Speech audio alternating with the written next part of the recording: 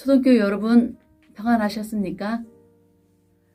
이 시간 사순절 묵상으로 함께하는 매일 저녁 큐티 조용히 십자가 앞에 시간입니다. 다 같이 이 시간에 귀한 말씀 함께 보시겠습니다. 이 시간에 보실 하나님의 말씀은 마가복음 14장 10절에서 21절의 말씀입니다. 제가 표준 세번역으로 봉독해 드리겠습니다. 12 제자 가운데 하나인 가룟 유다가 대제사장들에게 예수를 넘겨줄 마음을 품고 그들을 찾아갔다. 그들은 유다의 말을 듣고서 기뻐하여 그에게 은돈을 주기로 약속하였다. 그래서 유다는 예수를 넘겨줄 적당한 기회를 노리고 있었다. 무교절 첫째 날에 곧 유월절 양을 잡는 날에 제자들이 예수께 말하였다.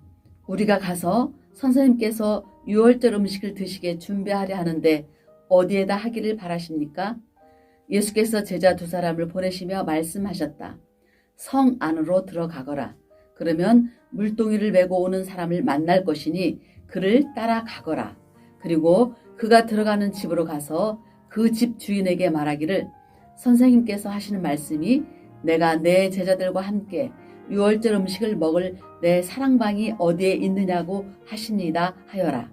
그러면 그 사람이 자리를 깔아서 준비한 큰 다락방을 너희에게 보여줄 것이니 거기에서 우리를 위하여 준비를 하여라. 제자들이 떠나서 성 안으로 들어가서 보니 예수께서 말씀하신 그대로였다. 그리하여 그들은 유월절을 준비하였다. 저녁때가 되어서 예수께서는 12 제자와 함께 가셨다. 그들이 자리를 잡고 앉아서 먹고 있을 때에 예수께서 말씀하셨다. 내가 진정으로 너희에게 말한다. 너희 가운데 한 사람 곧 나와 함께 먹고 있는 사람이 나를 넘겨줄 것이다. 그들은 근심에 쌓여 나는 아니죠 하고 예수께 말하기 시작하였다. 예수께서 그들에게 대답하셨다. 그는 12 가운데 하나로서 나와 함께 같은 대접에 빵을 적시고 있는 사람이다. 인자가 자기에 관하여 성경에 기록되어 있는 대로 떠나가지만 인자를 넘겨주는 그 사람에게는 화가 있다. 그 사람은 차라리 태어나지 않았더라면 자기에게 좋았을 것이다. 아멘. 이 시간 역사의 뒤안길이라는 말씀의 주제로 묵상하겠습니다. 가룟 유다의 배반, 이것은 치명적인 역할을 하였습니다. 성경에서 유다만큼 그릇되게 행동한 사람도 없을 것입니다. 기독교식 이름을 짓는 사람 가운데 아무도 유다라는 이름을 짓지 않는 것만으로도 이것이 얼마나 충격적인 일인지를 잘 알 수 있습니다. 일찍이 사도 바울은 멸하기로 준비된 진노의 그릇을 이야기하였습니다. 그를 가리켜 예수님은 인자는 자기에 대하여 기록된 대로 가거니와 인자를 파는 그 사람에게는 화가 있으리로다. 그 사람은 차라리 나지 아니하였더라면 자기에게 좋을 뻔하였느니라라고 말씀하셨습니다. 같은 울타리 안에서 일어난 이 사건은 예수님에게 보다는 본인 자신에게 아주 좋지 않은 결과를 가져왔습니다. 유다의 예는 복음과 함께 있으면서도 복음을 따라 살기가 얼마나 어려운지를 단적으로 보여줍니다. 복음 안에, 교회 안에 있는 우리가 복음에 합당하게 그리스도의 몸인 교회의 이름을 거룩하고 순수하게 드러내며 살기가 얼마나 어려운지를 생각하면 이것이 금방 이해가 됩니다. 여기서 분명히 할 것이 하나 있습니다. 곧 예수께서 십자가를 지신 것은 가룟 유다가 그분을 팔았기 때문만이 아니라는 사실입니다. 다만 가룟 유다는 맞지 않아서도 될 악역을 맡았을 뿐입니다. 우리는 십자가 사건에서 가룟 유다가 차지한 비중을 지나치게 강조한 나머지 이 길을 주님께서 우리를 구원하시려고 스스로 선택하셨다는 핵심을 놓쳐버리면 곤란합니다. 하나님은 본디 악까지도 선영하여 하나님 목적을 반드시 이루시는 분입니다. 예수님은 수동적인 고난을 당하신 것이 아닙니다.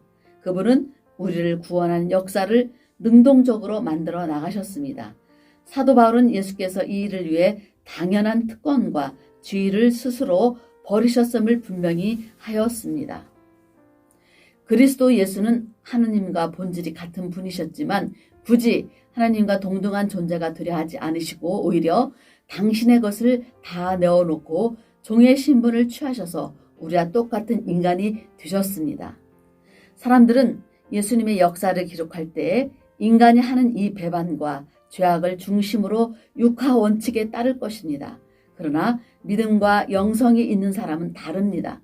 이 반역과 배반 뒤안길에 하나님께서 선택하신 사랑의 길, 그리스도께서 자청하신 희생의 길을 신앙의 사람은 똑똑히 알아차립니다. 우리 중에 배신감을 느껴보지 않은 사람이 있을까요? 지금까지 인생을 살아오면서 그런 경험이 단 한 번도 없는 사람은 아마 하나도 없을 것입니다. 오죽하면 은혜를 원수로 갚는다는 속담까지 있겠습니까? 사실 배반당한 상처는 쉽게 아물지 않습니다. 배반감이 파도처럼 밀려올 때마다 우리는 밥맛도 잃고 소화력도 잃으며 머리가 지끈대고 호흡이 가빠지는 것을 느낍니다.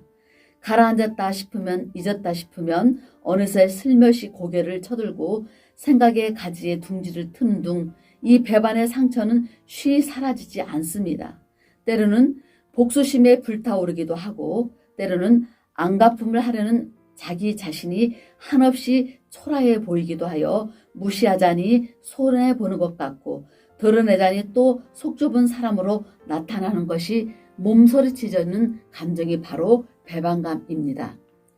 또한 나는 지금까지 다른 사람에게 배신감을 안겨준 일이 한 번도 없었나를 스스로 묻게 됩니다. 사실 우리 각 사람에게도 유다의 그림자가 들어 있습니다. 이런 뜻에서 모든 인간관계는 사랑의 관계인 동시에 배반의 관계입니다. 세상이나 세상 사람이 우리를 배신하거나 상처를 안겨줄 때 우리는 한 걸음 더 나아가 예수님에게도 가룟 유다가 있었다는 사실에서 위로를 받습니다. 가려뽑고 또 가려뽑은 예수님에게도 가룟 유다 같은 배반자가 있었는데 하물며 나한테서 라고 생각하면 딱딱하던 마음이 한결 누그러집니다. 손톱 아래까지 송곳처럼 솟아있던 신경세포들이 제자리로 돌아갑니다. 눈가에선 핏발이 수그러듭니다. 모든 것을 선용하시며 하나님의 뜻대로 부르심을 받은 자들에게는 모든 것이 협력하여 선을 이루게 하시는 하나님이 함께 계심을 믿으면서 우리는 나아가야 되겠습니다. 아멘. 이 시간 이 묵상을 마치면서 오늘 우리들의 묵상을 한번 생각해 보시길 바라겠습니다. 나는 종종 배신감에 몸을 떨 때가 있다. 배신감이란 곤혹스럽고 이 감정을 어떻게 해결해야 할까 하면서 우리는 생각할 때가 많이 있죠.